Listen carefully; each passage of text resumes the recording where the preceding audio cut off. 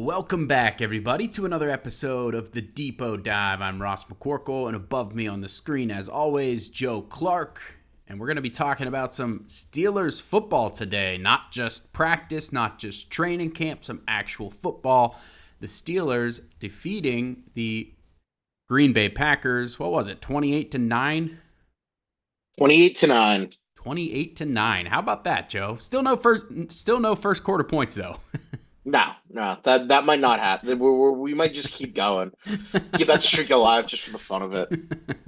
It's a Yinzer drinking game, I think, at this point, and I think that's a safe bet moving forward. No, I think we might actually break that this year, just based on what Mike McCarthy was cooking up. And honestly, if it wasn't for somewhat questionable, what was that, replay assist, I think, that knocked that touchdown out right before the last play of the first quarter there, they would have actually had it in the preseason. Not the preseason points and scoring stuff matters all that much. It's more about the individual performances, which we're going to talk about a lot of that stuff. We're going to break it down into offense and then defense, and then we'll talk about some position battle, roster battle stuff, mostly centered on the offensive line, but we might touch on some other stuff as well. If you want to have a question answered on a future episode, you can call in that hotline at the bottom of the screen, 412-254-3145. That's also in the show notes. Just leave us your name, where you're from, a brief question, and we'll answer that on a future episode. Joe, starting with the offense, it was obviously the story of the day, mostly because all three quarterbacks, and that excludes Aaron Rodgers, who did not play, all performed really well. Mason Rudolph, it was a slow start with a 3-and-out. Not really his fault. There was a lot of pressure in his face, but from that point forward, he strung together a long drive. It came up empty. We just kind of talked about replay assist knocking that out, but after that, you had Will Howard with a nice, he got 3 drives, at least one pretty good drive in there, and then Drew Aller, and pretty much every Drew Aller drive was good. That's been the big story. Joe, where do you want to start on offense? Yeah, I mean, I think just starting from the beginning, things like you said got off to a little bit of a shaky start. But, I think it was that second drive from Mason Rudolph is when things really started to click. And that was largely because of him finding Germie Bernard. He had, like, I think a 13-yard reception to him to kind of kick things off and then went to Ben Skoranek. Then Bernard had the 25-yarder down the sideline. And that kind of just sparked the entire offense. It was like one play, and all of a sudden there's like, all right, now they have their rhythm.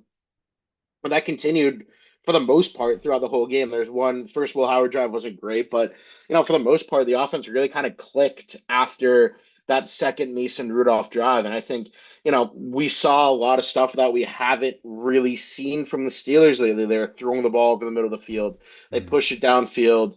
They got, some creative plays. There's one play, I think on Rudolph's second drive where they lined up in the eye, and I think they had 2 tight ends lined up just behind the line of scrimmage, like off the line, and everybody was like a 3rd and 1, 4th and 1 maybe, and everybody thought they were just going to run the ball, and they ran a little screen to Homer. I thought that was a really cool play design. So just in general, I think we're going to see, a more creative, a better overall offense, an offense that it's only one preseason game, but seems to be, fairly confident in their abilities. And, Aaron Rodgers wasn't playing. There was a lot of backups in there, but, they're all around. There's just confidence. I mean, you look at Will Howard and Drew Aller making their, debut in any sort of game action. And those two guys look like they'd done it before. There wasn't really any, jitters that you see sometimes. Both guys kind of came in and made plays early. So, I mean, all around, it's hard not to be, pretty excited about what we saw last night. It's still a long way to go, but I think, Howard and Aller really showed what we wanted them to see, and Mason Rudolph was steady. Like, Mason Rudolph was good. He looked like a fine backup quarterback, if that's the role the Steelers have in mind for him. I mean, maybe teams around the league are taking notice if they don't carry 4 quarterbacks, but that's another story. But yeah, just overall, but thought it was just solid performance. A lot to be excited about. A lot's been talked about Mike McCarthy's 11 personnel and how heavy he's been in that throughout the years, but the Steelers showed some 21, some 22, like you just said. We're going to see 11. We're going to see some 12, like Arthur Smith leaned into last year. So I think it's going to be a diverse and versatile offense, and it should be because they have the personnel to pull it off. Riley Nowakowski lining up as fullback. You got obviously Darnell Washington and Pat Freiermuth. It looks like Robert Tonyan might be a guy probably going to make the 53-man roster. I guess there's a debate there, but certainly looked worthy of a spot. Just depends if it's really tight this year, the roster math. We'll talk about that later. But yeah, I think overall the offense looked really strong. Obviously, we said no Rodgers in there.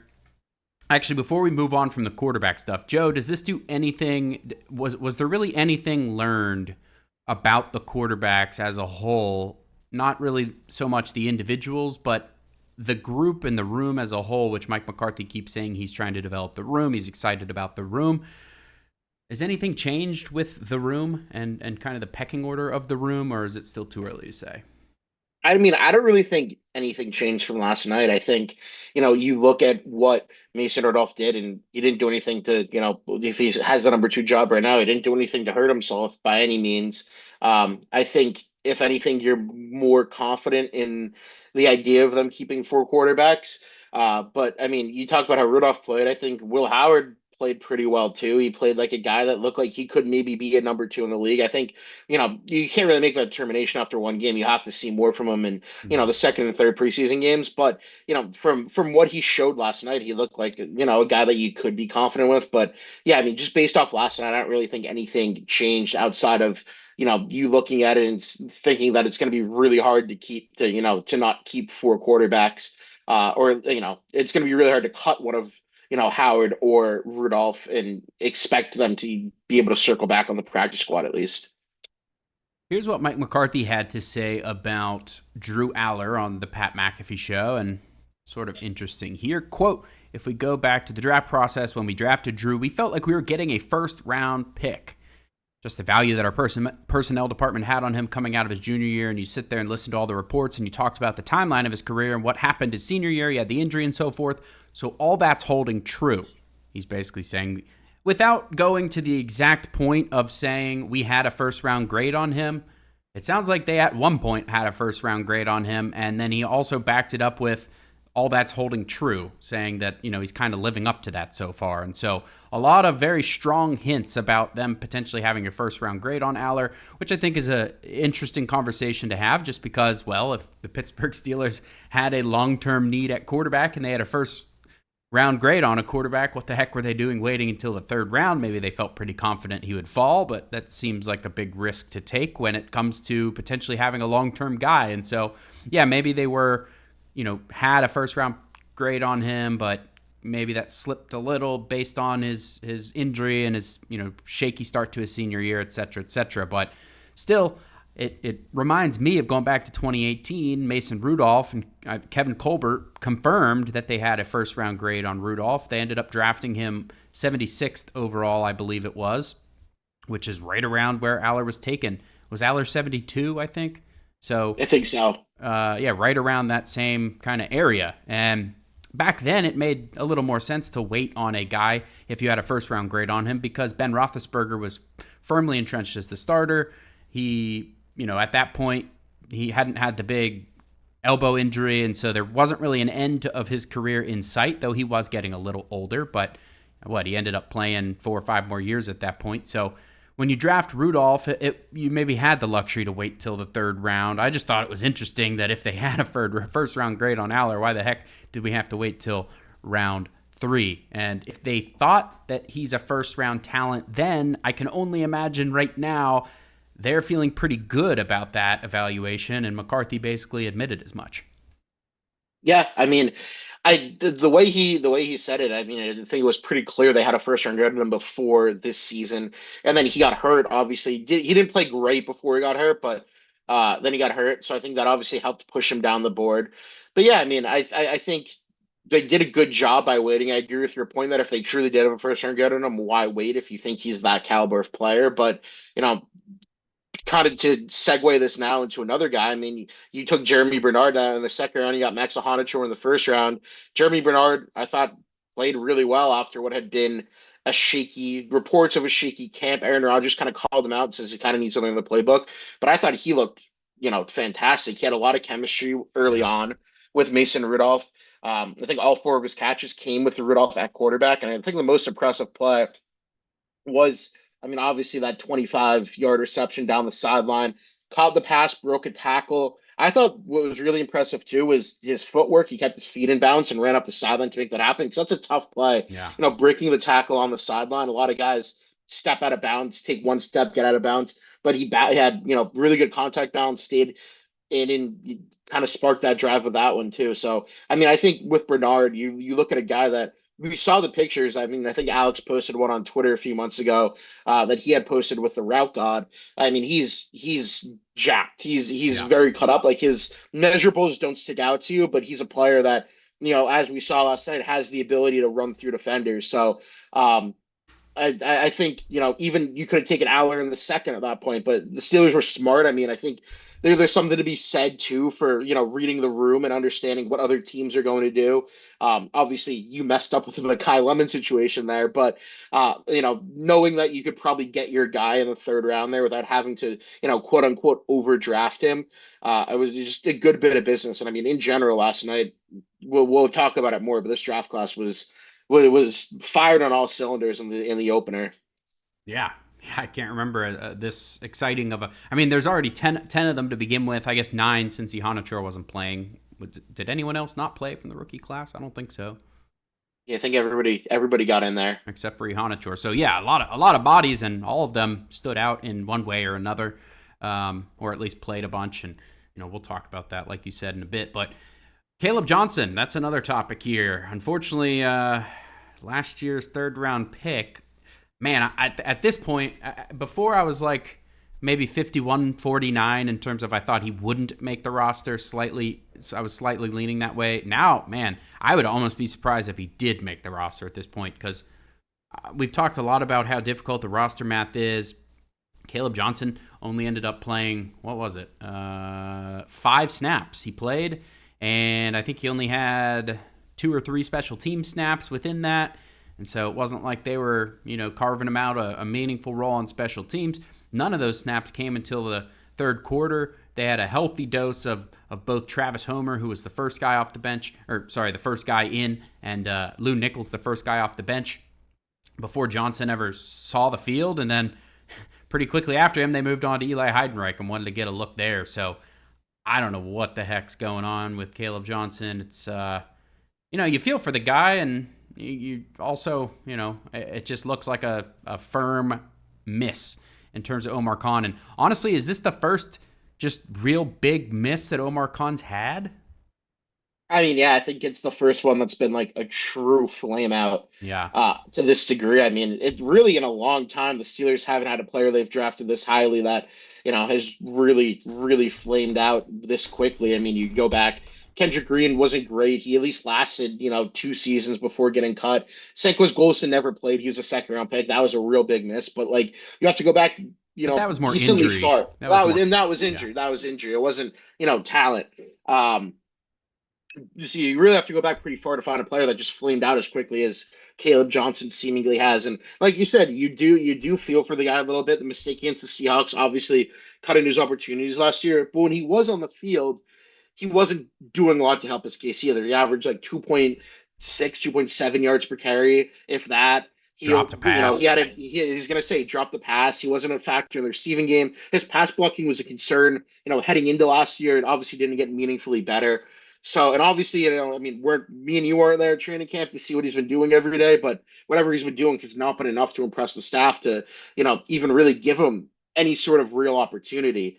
I mean, yeah, he didn't come in until a little over 4 minutes left in the third quarter. He had back-to-back carries, and then it was the Aller to Wetjen 75-yarder, and they ran play action or like RPO that Aller kept as a keeper, and that was pretty much all we saw from Caleb Johnson on offense. After that, it was Heidenreich. So, yeah, like you said, 51-49. I was in a similar boat. I said last week, I think I was kind of holding out hope that he put together a good performance.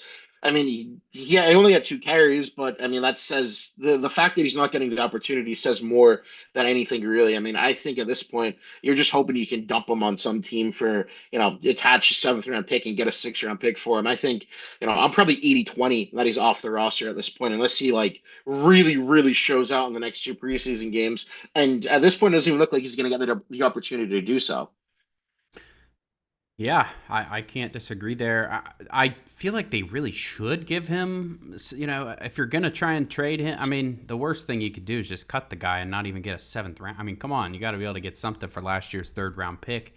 It was a running back loaded class, and he was like, what, the sixth, seventh, eighth running back off the board in like a class where 25 running backs got drafted. So I mean, fortunately, the Steelers have hit on some of these undrafted guys over the years, like obviously Jaylen Warren. Then now they brought in Rico Dowdle. It looks like Lou Nichols could be maybe one of the next in that category.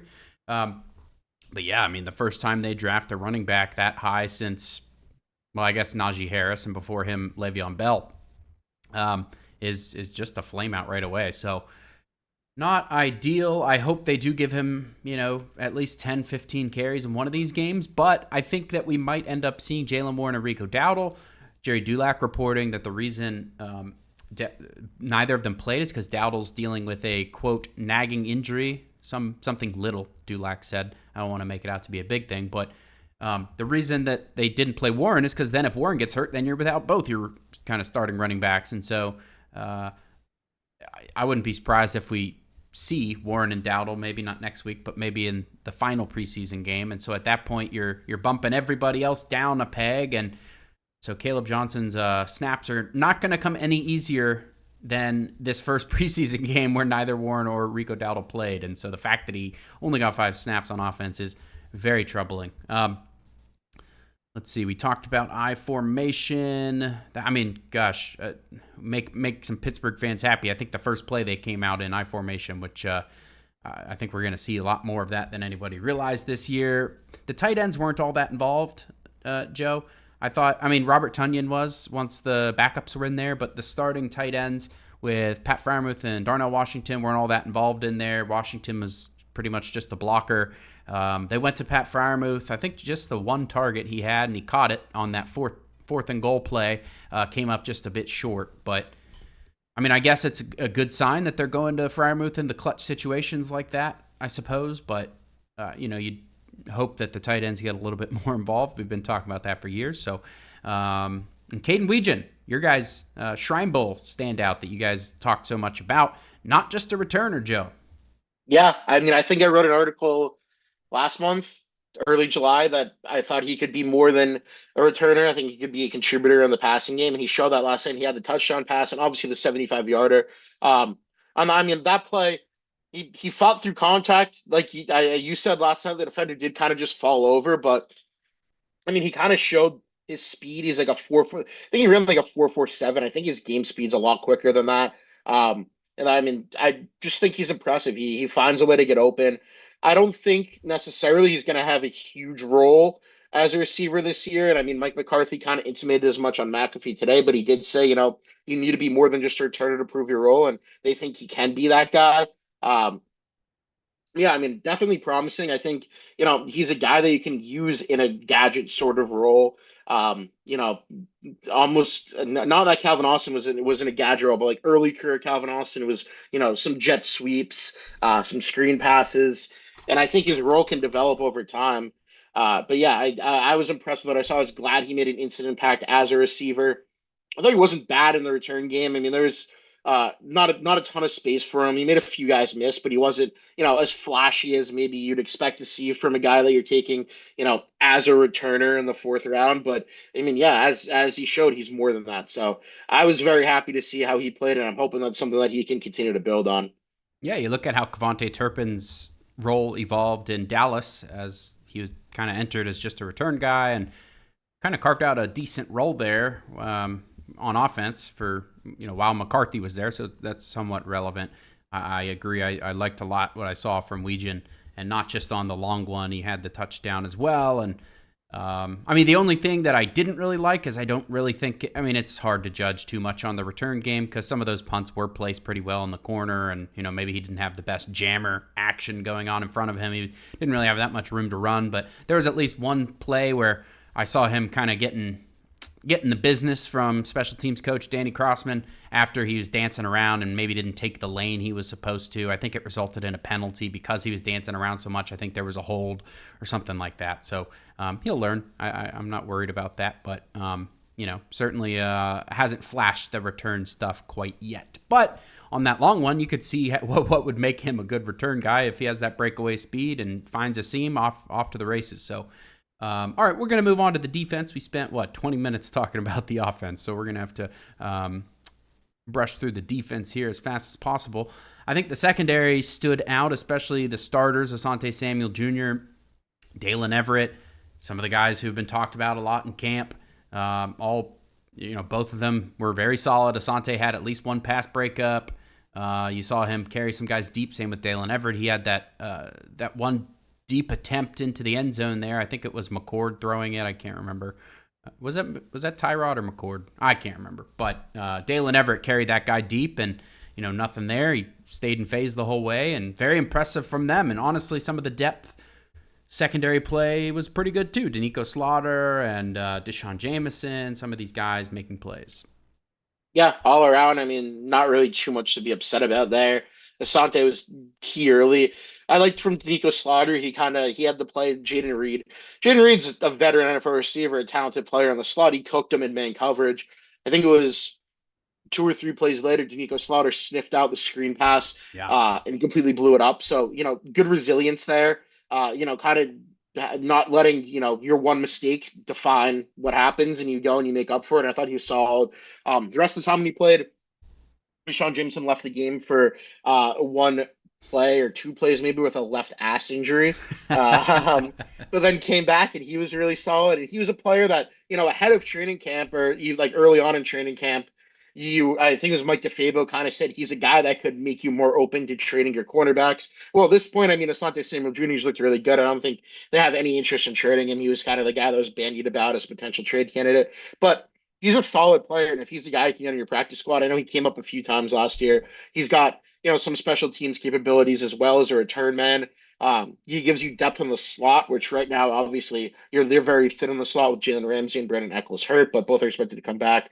But he looks to be, he can be a pretty solid player. All around. I mean, I just thought quarterbacks were good. I mean, the defense as a whole, I thought, guys, Jimmy Davis made a bunch of plays. Peyton Wilson was solid. That's a guy that, another guy that's gotten a lot of buzz in training camp. He didn't play a lot, but when he did play, he kind of had that fire that it seems like he's had in training camp this year. And he's talked about that, like playing more loosely, just playing his game. So, I mean, a lot to be excited about. Again, same as the offense. I mean, there weren't really too many, you didn't give up too many explosive plays. There really weren't any like big lapses on the defensive side of the ball. So it was a pretty cohesive performance. Yeah, Robert Spears-Jennings always around the ball. I think actually one of the Asante Samuel Jr. pass breakups was him in the slot. And I don't think he started out in the slot.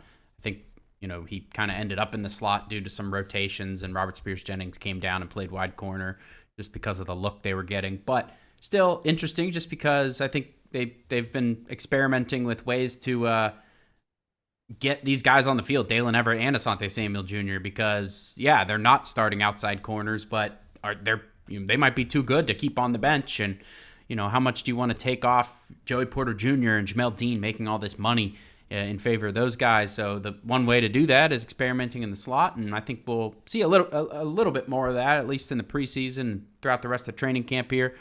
Gosh, Joe, training camp's over in just a couple days already, which is crazy. Crazy. Feels like it just started. I know. The secondary looked very solid. You did a film room, Joe, on Gabriel Rubio, the most unheralded draft pick in the Steelers class. I think the thing that everybody uses to kind of highlight that fact is the Athletics' Dane Brugler and his beast did, I forget how many, I think it was like 1,700 or something draft profiles for players. And Gabriel Rubio was not among those 1,700, which, he flew under the radar of even one of the biggest draftniks out there. Joe, what did you see in the first game? I saw a lot of positives to take away. So I mean, with Gabriel Rubio, you're not going to get somebody who's a great pass rusher. He's very bull rush dependent at this point in his career. But against the run, I mean, I wrote that he's relentless. I mean, when he maintains his gaps, he can make plays. He almost has perfect timing when he kind of sheds his blocker right as the running back thinks he has the hole, and makes the tackle. He opens up lanes for linebackers or safeties to dart in. But I mean, I really, really love his motor. There was one play, um, bounced out to the side. It was a toss play, bounced out to the sideline. He chased it down. He went in coverage one play, chased the receiver downfield. Just in general, the guy never quits on a play. There's one, he went through two defenders and then he got chipped, was blocked, then got blocked on his way to the ball, and then still came down to finish the play. Like he never quits. And you saw that in his college tape too. From what I watched from his college tape, I mean he was just and like relentless. You see what the Steelers like from him. He's always after the ball, just always hustling, and that's a great trait to have. And I think the Steelers might have maybe found a diamond in the rough in the sixth round. I mean, again, only one game. He has to keep stacking them together, but he looks more than NFL ready when it comes to defending the run. Yeah, and that one play you linked in our chat where he's tackling a guy from the ground was the stuff you want to see. The high motor, the never give up kind of attitude. That's what especially defensive players and especially defensive linemen, man, you just never know what can happen in the scrum, in the pile there. And if you're kind of always fighting for it, good things tend to happen. So great to see that from Rubio. And yeah, he's an ideal measurement kind of guy, the kind of guy that had we known about him and even seen his measurement, he probably would have been on our radar, but he's just so far down any of the kind of national draft coverage stuff that he just a guy that wasn't on our radars. But it turns out that the Steelers don't just waste 6th-round picks. They actually do their homework and maybe saw something in the guy. And so I think in the future, if we're all scratching our head at the end of a pick, maybe we defer a little bit and don't act like, oh my gosh, they reached for this guy. Maybe that's not the case. Anything else on defense? I think Malik Harrison's probably also done in Pittsburgh. The Steelers signed to Landon Roberts over the weekend, or not the weekend. I keep thinking it's Monday. On whatever day that was, Thursday, Wednesday. I guess they made it official Thursday morning, maybe. Yeah.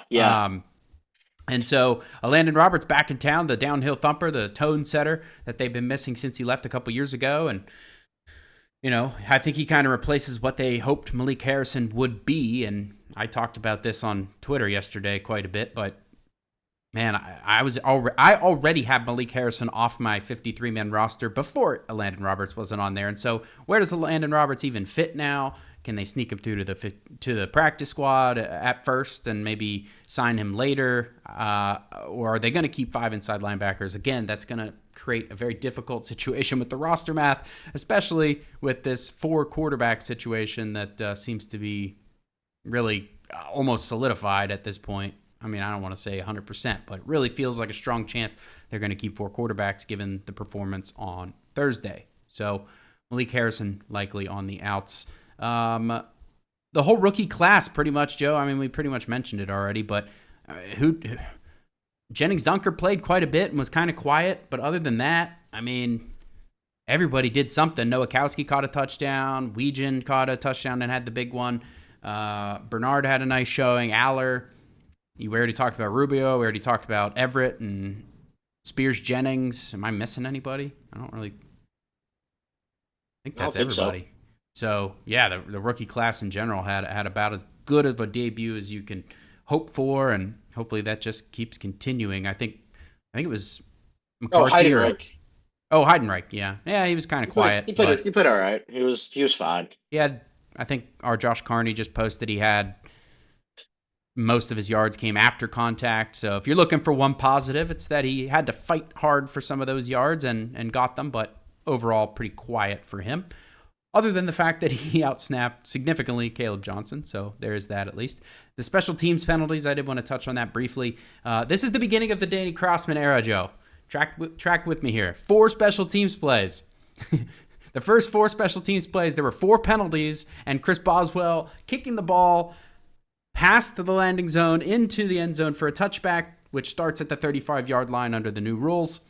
So really, you had 5 errors in 4 special teams plays to start things off. And honestly, I didn't keep track the rest of the way, but it didn't get much better. The special teams penalties just kept coming. It was almost like a joke at a certain point. I think I know that there are less special teams plays where they didn't have a penalty than they did. The majority of them had a penalty. So, not a great start for Crossman, and honestly, Crossman was kind of like the head scratcher hire at the time when he was hired. Not a great start to that. Not that he can't turn it around, and they didn't spend as much time in special teams in camp as maybe Mike Tomlin used to. So there's still time to turn it around, but certainly not a great first showing. Yeah, not at all. I mean, and like you said, Danny Crossman is a head scratcher hire. Hasn't really run good units before, so that's not really a great way to introduce yourself to Steelers fans. But yeah, plenty of time to turn it around. I'm sure it won't be like this. I mean, some of the penalties are just dumb, like the Skoranek jacked the guy in the back after the whistle right in front of the ref. Like that stuff will get cleaned up come the regular season.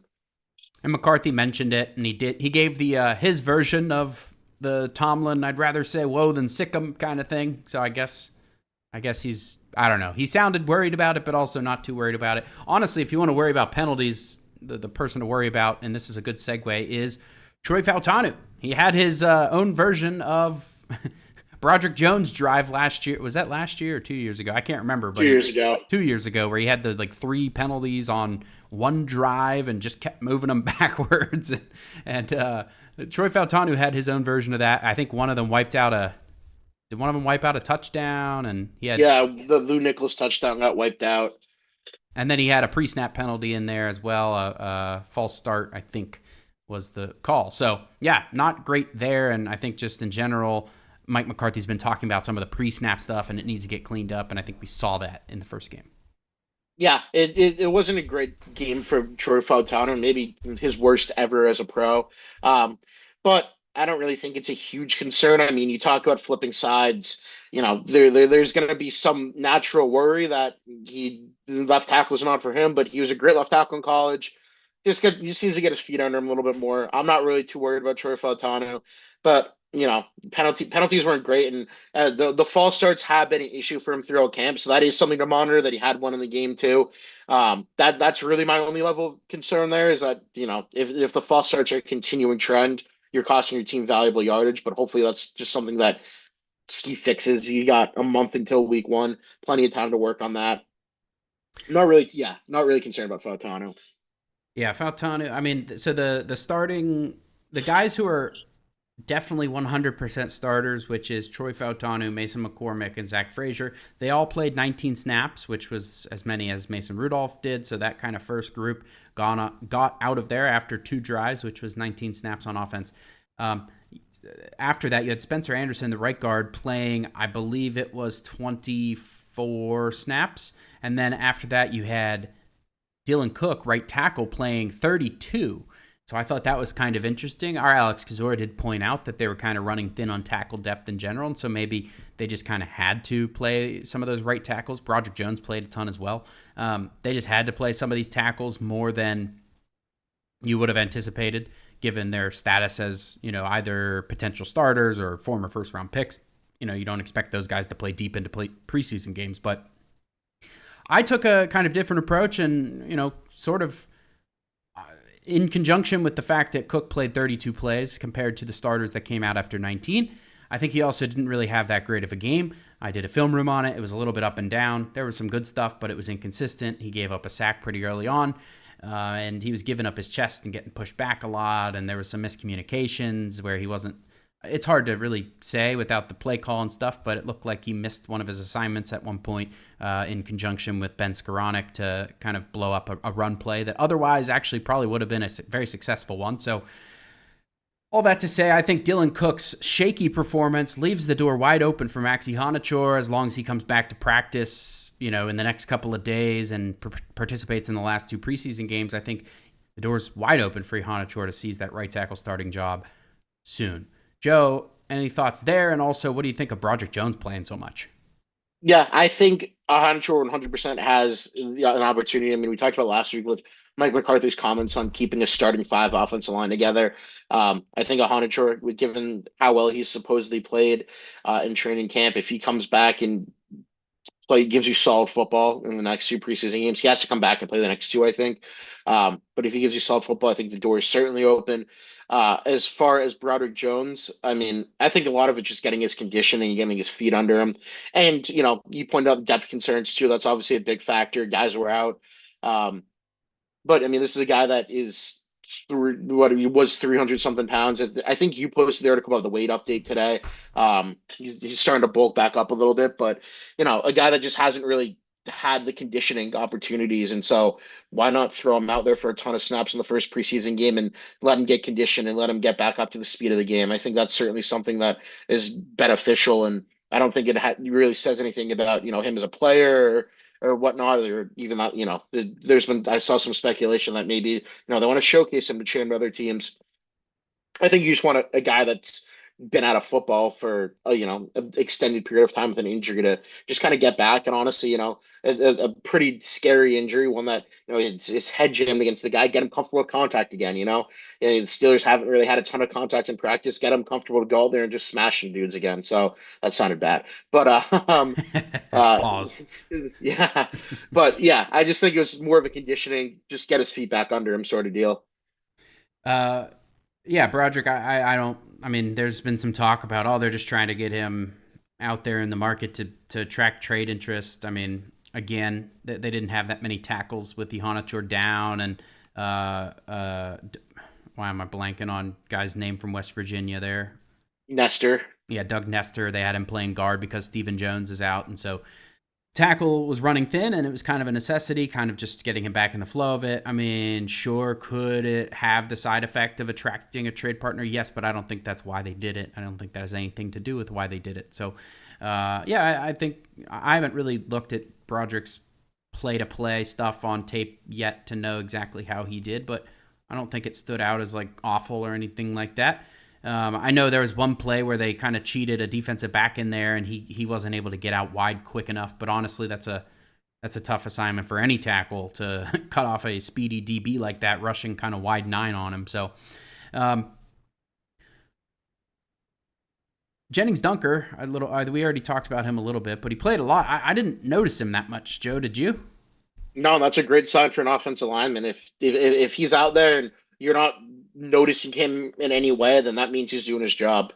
Yeah, and Mike McCarthy talked about how he's kind of probably more developed as a run blocker than a pass blocker at this point. And the Steelers did a lot of passing in that game, and the fact that you didn't see him just blatantly lose, and we definitely would have noticed him if he got just soundly beat, as a in pass pro, and I don't think that really happened. I can't say that for sure without watching it back, but I think he had at least a passable kind of average game, and for a guy that's probably not in the running for any kind of starting job right now, I think that's fine. He's might need a redshirt year, and that's I think he's moving along just fine there. So I think that's all for our discussion on. Let's see, is there any other position battles to really speak of? We already talked about inside linebacker. We already talked about running back. I don't think so. So that'll wrap up our conversation on the 3 topics today. We're going to move into our listener question right now. And this one's from a regular, Brett in San Angelo. Brett, I'm sorry, I'm not going to play the full voicemail just because we're running a little low on time. I'll summarize it. Brett wanted to know if we think Tomlin could have developed a quarterback. He, of course, cited a lot of the Mike McCarthy quarterback school stuff and, Tomlin's record working with younger quarterbacks, which there weren't that many of them. But do we think Tomlin could have developed a quarterback? Is it something that he had the capability of doing? I think he could have if he wasn't stingy with his coordinators at times. You look at who they've had as an offense coordinator the past few years, really. I mean, you had Matt Canada teaching Kenny Pickett, and if you bring in a like young offensive mind, somebody that has a good track record of working with quarterbacks, I certainly think so. I mean, I even think I wouldn't say that Arthur Smith couldn't develop a young quarterback. He just never really had the opportunity to when he was in Pittsburgh. So yeah, I don't buy that. Mike Tomlin couldn't do it. I think it's the job of an offense coordinator and quarterbacks coach, and if he hires the right people to help him do that, I think he would pour into the quarterback on the emotional leadership side of it to what they need, and then you can get more of the offensive game, whatever stuff from your coordinator and your quarterbacks coach. So if he hired the right people around him, I think he could have. Yeah, I just think Tomlin was stuck in this weird paradigm for years at the end of his career where they were really trying to win now. They had this expensive defense. They had defensive player of the year candidates, and they were trying to win now. They weren't really trying to pour into other than Kenny Pickett, which, they tried and kind of gave up on pretty quickly. I guess he kind of gave up on them, but it was because they were wanting to win now, and they brought in Russell Wilson. And, I think that he could have, but yeah, he certainly would need. Like Arthur Smith has a track record of developing some guys. Like Tannehill, he got his best season out of. Even Justin Fields in Pittsburgh, Fields went and made a bunch of money because of Arthur Smith and Mike Tomlin. You could argue that they kind of play too conservative of football to properly develop a guy, and perhaps that's true. But man, they got 4-2 record out of Justin Fields when he wasn't able to do that in Chicago. So I think he could have. However, it is a total philosophical shift. I mean, Mason Rudolph didn't even have a quarterback coach his first couple of years in the league. It's a total philosophical shift. Mike McCarthy places an emphasis on quarterback beyond maybe any coach in the league. To be honest, he spends most of his time with the quarterback room. They have a dedicated quarterback coach. They have the quarterback school, and everything's just very, very scheduled and regimented when it comes to how they develop and how they look at and their philosophy around quarterback. So certainly there's no question that McCarthy is better at it than Tomlin. All right, that's all for today's show. What the next preseason game is? What, next Friday, Joe? Next Friday, yeah, That's against the the Jets. All right, well, another Aaron Rodgers intrigue, I guess, returning to a former team, and then they'll wrap up the preseason in Buffalo there at the new stadium, so a little bit of intrigue there. Both of those are going to be on NFL Network, or I guess KDKA local broadcast as well for I think at least one of those is also going to be on KDKA for you local guys. But we will have plenty more. We'll probably be back to Thursday show next week. We just did Friday because obviously yesterday was very busy with the game. We'll probably do more of a preview situation than a recap like we did this week. But we hope you guys will join us. Call into the show for questions. That number's at the bottom of the screen, 412-254-3145. That's also in the show notes if I spoke too fast. And you can text that number if you don't want to have your voice on the show. I understand. All that said, I am Ross. That is Joe. Thank you for watching the Depot Dive, and we will catch you guys next time.